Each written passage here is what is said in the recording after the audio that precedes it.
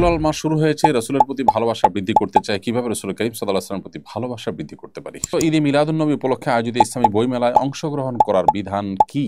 ঈদে মিলাদুন্নবী উপলক্ষে যে বইমেলা হয়ে থাকে বাইতুল মুকাররম থেকে, এইটাতে যদি কেউ অংশগ্রহণ করেন তাহলে সেক্ষেত্রে অংশগ্রহণের এই বিষয়টি আপনার জন্য জায়েজ হতে পারে। কেন জায়েজ হতে পারে?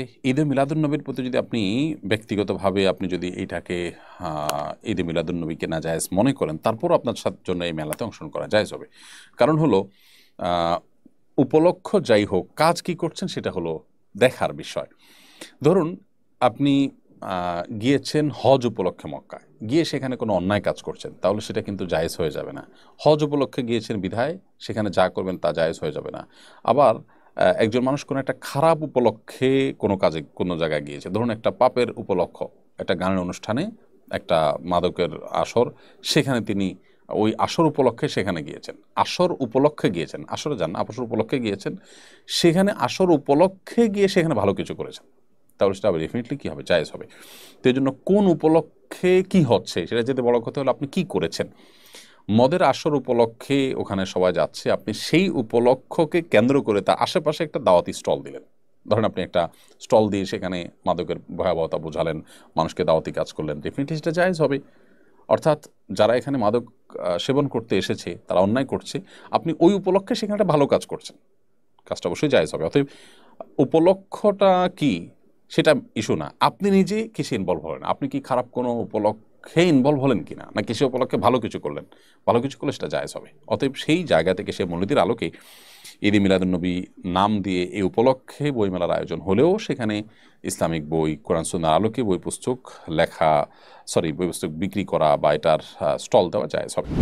আলতাফ হোসেন লিখেছেন, মসজিদের চেয়ারে বসে জামাতে নামাজ পড়া কতটুকু শরীয়ত সম্মত? মসজিদে চেয়ারে বসে নামাজ পড়তে পারবেন যদি আপনার রুকু সেজদা করার মতো সামর্থ্য না থাকে। চেয়ারে বসে আপনি ইশারায় সেজদা রুকু করতে হয়, এরকম অপারগ হন, অসুস্থ হন, মাযুর হন, তাহলে আপনার জন্য এটা জায়েজ আছে।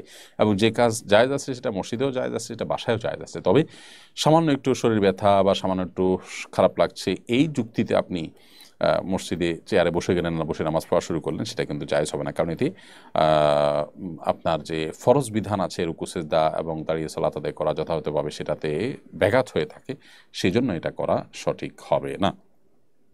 রবিউল আল মাস শুরু হয়েছে, রসুলের প্রতি ভালোবাসা বৃদ্ধি করতে চাই। কিভাবে রসুল করিম সাল্লাল্লাহু আলাইহি ওয়াসাল্লামের প্রতি ভালোবাসা বৃদ্ধি করতে পারি? শুধু রবিউল আউয়ালে কেন? এই প্রশ্ন আমাদের বছর জুড়ে হওয়া উচিত। রবিউল আউয়াল এলে তোমারই গান গায়, রবিউল আউয়াল গেলে তোমায় ভুলে যাই, এটি আমাদের হওয়া উচিত নয়। যাই হোক, নবী করিম সাল্লাল্লাহু আলাইহি ওয়াসাল্লামের প্রতি ভালোবাসা এটা শুধু রবিউল আউয়াল নয়, বছর জুড়ে আমাদের থাকতে হবে এবং এই ভালোবাসাটা আমাদের নাজাতের মূল মন্ত্র। প্রিয় নবী সাল্লাল্লাহু আলাইহি ওয়াসাল্লামের প্রতি ভালোবাসার দাবি হিসেবে দাবিতে আমরা সত্যবাদী হওয়ার জন্য তার অনুকরণ করাটা সবচেয়ে বেশি জরুরি এবং ভালোবাসা বৃদ্ধি করবার জন্য তার সম্পর্কে জানার কোনো বিকল্প নেই। আপনি যত বেশি নবী সাল্লাল্লাহু আলাইহি ওয়াসাল্লাম সম্পর্কে জানতে পারবেন, যত বেশি তার সিরাত নিয়ে আপনি ঘাটাঘাটি করবেন, স্টাডি করবেন, পড়াশোনা করবেন, চর্চা করবেন, তত বেশি তার প্রতি আপনি আকৃষ্ট হবেন, তত বেশি আপনি তার দিকে ধাবিত হবেন, তত বেশি আপনি তার তার প্রতি ভালোবাসা আপনার মধ্যে বৃদ্ধি পাবে। কারণ তার গুণগান যখন আপনি জানবেন, তার গুণাবলী, তার বৈশিষ্ট্য, তার জীবনচরিতের মাধুর্য, এগুলো যত বেশি আপনি জানতে পারবেন, তত বেশি আপনি স্বাভাবিকভাবে তার প্রতি অনুরক্ত এবং তার ভালোবাসায় সিক্ত হবেন। সো তার ভালোবাসা বৃদ্ধি করবার জন্য এই কাজটি করবেন। এর বাইরে আল্লাহ সুবহানাহু ওয়া তাআলার কাছে আল্লাহর প্রিয় বান্দাদের ভালোবাসা চেয়ে দোয়া করার শিক্ষাও তিনি দিয়েছেন, নবী সাল্লাল্লাহু আলাইহি ওয়াসাল্লাম দিয়েছেন, সেটি আপনি পড়বেন। আল্লাহুম্মা ইন্নী আসআলুকা হুব্বাক, হে আল্লাহ আপনার কাছে আপনার ভালোবাসা চাই, ওয়া হুব্বা মান ইউহিব্বুক, এবং আপনাকে যারা ভালোবাসেন সেই মানুষগুলোর ভালোবাসা চাই। এখানে নবী সাল্লাল্লাহু আলাইহি ওয়াসাল্লামের ভালোবাসাও চলে আসবে। বিদায় সেটি আপনি করবেন, নবী সাল্লাল্লাহু আলাইহি ওয়াসাল্লাম জীবনী পড়বেন, তার জীবন চরিত্র পড়বেন, ইনশাআল্লাহ তার প্রতি ভালোবাসা বৃদ্ধি হবে।